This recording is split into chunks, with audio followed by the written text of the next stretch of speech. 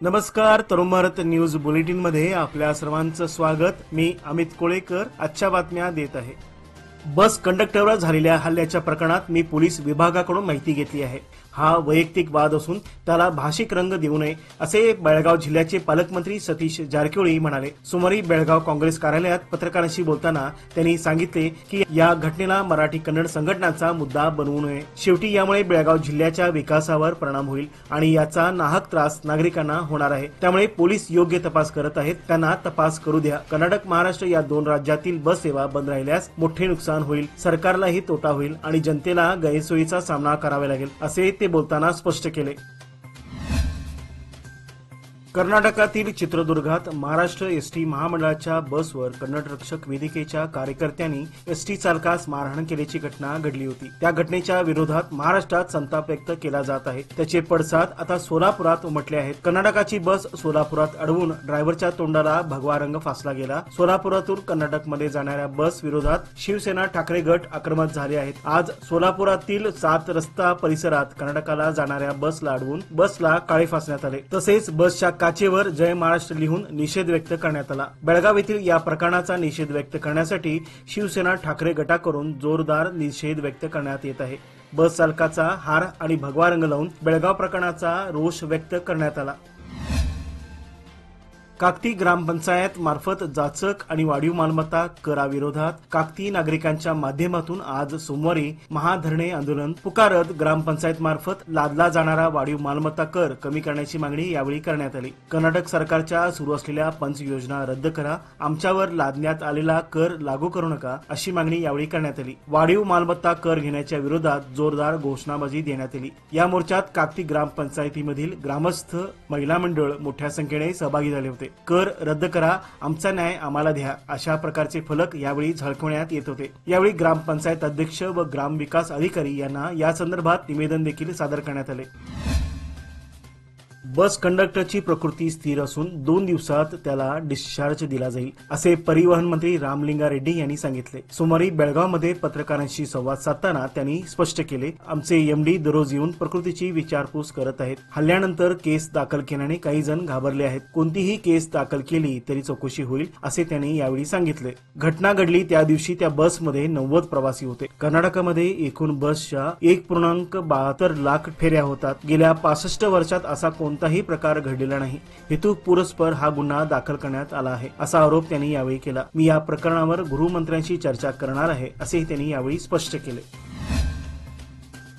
आज बेळगाव येथे खानापूर काँग्रेसच्या पदाधिकाऱ्यांनी पालकमंत्री सतीश जारकिहोळी यांची भेट घेऊन डीसीसी बँकेच्या अन्यायाचा त्यांच्यासमोर पाडाच वाचला। डीसीसी बँक 5-5 वर्ष पत मंजूर करत नाही, तसेच शेअर करून घेत नाही। बेळगाव डीसीसी बँक शेतकरी विरोधी भूमिका घेत आहे का, अशा अनेक गोष्टी आज पालकमंत्र्यांच्या निदर्शनास आणून देण्यात आल्या। पालकमंत्र्यांनी योग्य ती शेतकरी हिताची भूमिका घेण्याची सूचना आपण बँकेशी करतो व डीसीना या संदर्भात ताबडतोब बैठक घेण्याचे आदेश दिले आहेत असे त्यांनी यावेळी सांगितले। प्रसंगी डीसी ताबडतोब बैठक घेण्याचे काँग्रेस पदाधिकाऱ्यांना पालकमंत्र्यांसमोरच सांगितले।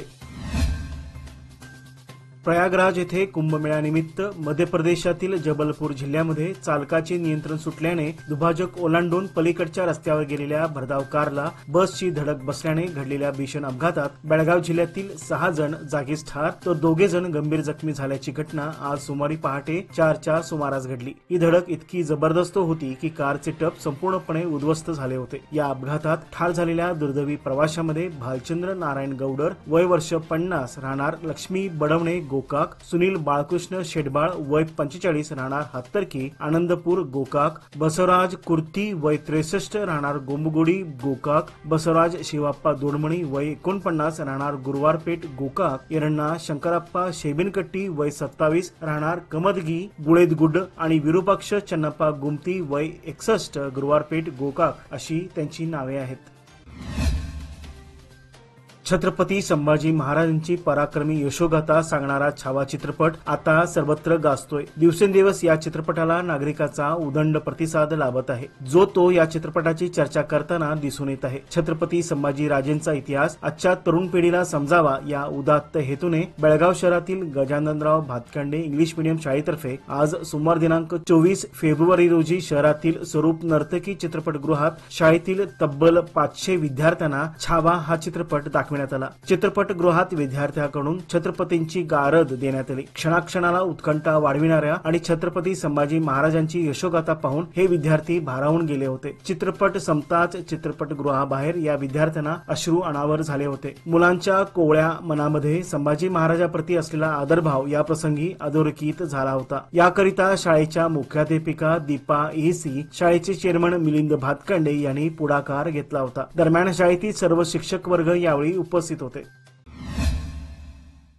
नवे पाऊल नवा संकल्प लोकमान्य सोसायटी सादर करत आहे लोकमान्य शुभारंभ ठेव योजना, जी देते तुमच्या ठेवीवर आकर्षक व्याज। ज्येष्ठ नागरिकांसाठी 0.5% अधिक व्याज। अधिक माहितीसाठी कॉल करा 1800-212-4050। लोकमान्य, जिथे पैसा वाढतो आणि नातं वृद्धिंगत होतं। चंदगड येथील अथर्व दौलत साखर कारखान्याचे चालू हंगामात आजपर्यंत 4,05,000 मेट्रिक टन ऊसाचे गतीने उत्पादन झाले असून त्यापैकी 16 जानेवारी 2025 ते 31 जानेवारी 2025 या कालावधीत 73,318.327 मेट्रिक टन ऊसाचे कारखान्याने गतीने उत्पादन केले आहे। या उत्पादनातून ऊसाचे बिल 22,77,87,166 रुपये कारखान्याने संबंधित ऊस उत्पादक शेतकऱ्यांच्या बँक खात्यात जमा केल्याची माहिती कारखान्याचे अध्यक्ष मानसिंग खोराटे यांनी दिली आहे। या वर्षीचा गळीत हंगाम समाप्तीच्या अंतिम टप्प्यात असून कारखाना व्यवस्थापनाने नियोजन व क्षेत्र विभागामध्ये तोडगा व ओळणी याद्वारे कमी कालावधीत जास्तीत जास्त गाळप झाले आहेत। तसेच दरवर्षीप्रमाणे अथर्व दौलत साखर कारखान्याचे शेतकऱ्यांना बँक खात्यात 3,100 रुपये प्रति टन ऊसाचे गाळपाचे पैसे जमा करण्यात आले आहेत। विजयनगर हालगा येथे गवतगंजीना आग लागून सुमारे 80,000 रुपयांचे नुकसान झाल्याची घटना सोमवार दिनांक 24 रोजी सकाळी घडली। आगीच्या भक्षस्थानी पडलेल्या गवतगंजी ही स्थानिक शेतकरी नागाप्पा पायका यांच्या मालकीच्या आहेत। गवतगंजीना आग लागल्याचे निदर्शनास येताच आसपासच्या शेतकरी व नागरिकांनी घटनास्थळी धाव घेऊन आग विझवण्याचा प्रयत्न केला। त्यासोबत न जळलेले गवत बाजूला सुरक्षित अंतरावर ठेवण्यास सुरुवात केल्याने नुकसानीचा आकडा कमी होण्यास मदत मिळाली।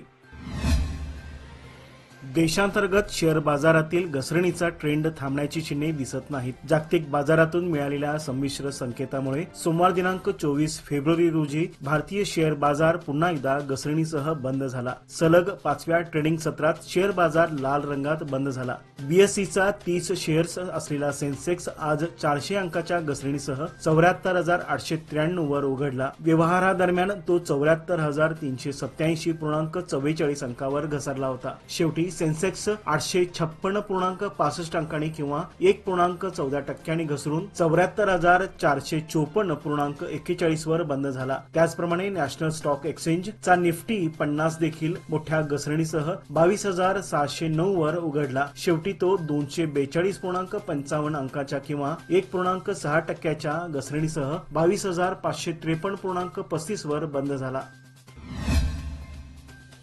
बेळगाव तालुक्यातील बाळेकुंद्री गावात कंडक्टर मारहाण प्रकरणावर बोलल्यामुळे पोलिसांनी माझ्यावर केस दाखल केली, असे समितीचे नेते शुभम शेळके यांनी सांगितले। सोमवारी सोशल मीडियावर एक व्हिडिओ पोस्ट करून त्यांनी आपली प्रतिक्रिया दिली। ते म्हणाले की बेंगलोरमध्ये बसून भडकाऊ वक्तव्य करणाऱ्या कन्नड नेत्यावर कोणतीही कारवाई न करणारे पोलीस विनाकारण माझ्यावर दडपशाही करत आहेत। पोलिसांची ही कृती योग्य नाही। कोणाच्या तरी दबावाखाली येऊन माझ्यावर केस दाखल करत आहेत। ती तातडीने मागे घेतली जावी, सत्य बाहेर यायला हवे, असे शुभम शेळके यांनी यावेळी स्पष्ट केले।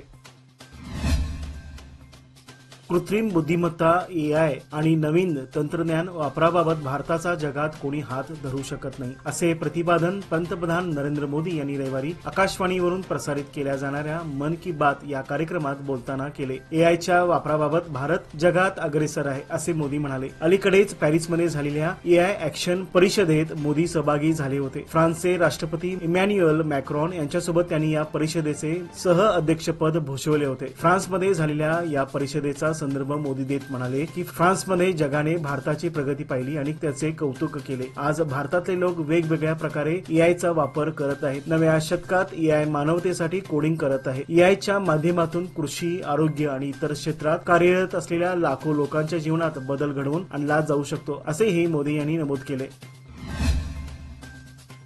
सीमाप्रश्नी महाराष्ट्र सरकारचे लक्ष वेधण्यासाठी मंगळवारी महाराष्ट्र एकीकरण समिती आणि युवा समिती यांच्या वतीने निपाणीत एक दिवसाचे लक्षणीय उपोषण करण्यात येणार आहे। येथील नरवीन तानाजी चौकात होणाऱ्या या उपोषणात मराठी भाषिकांनी सहभागी होण्याचे आवाहन समितीच्या वतीने करण्यात आले। निपाणी तालुका महाराष्ट्र एकीकरण समिती व महाराष्ट्र युवा समिती निपाणी विभाग यांच्या वतीने मतिवडे गावामध्ये अजित पाटील यांच्या अध्यक्षतेखाली बैठक पार पडली। यावेळी सरचिटणीस हिंदूराव मोरे म्हणाले, महाराष्ट्र सरकारचे लक्ष वेधण्यासाठी 25 फेब्रुवारी 2025 रोजी निपाणीमध्ये लाक्षणिक उपोषण होणार आहे। यामध्ये निपाणी तालुक्यातील जास्तीत जास्त मराठी भाषिकांनी सहभागी व्हावे आणि निपाणी तालुक्यातील मराठी भाषिकांचे अस्तित्व दाखवून द्यावे असे त्यांनी सांगितले। याचबरोबर आजचे बातमीपत्र येथेच संपले। अधिक माहिती आणि ताज्या घडामोडी करता पाहत रहा तरुण भारत न्यूज चॅनल। तसेच आमच्या चॅनलला लाईक, शेअर आणि सबस्क्राईब करायला विसरू नका आणि विश्वासार्ह बातम्यांसाठी दररोज वाचा दैनिक तरुण भारत। धन्यवाद।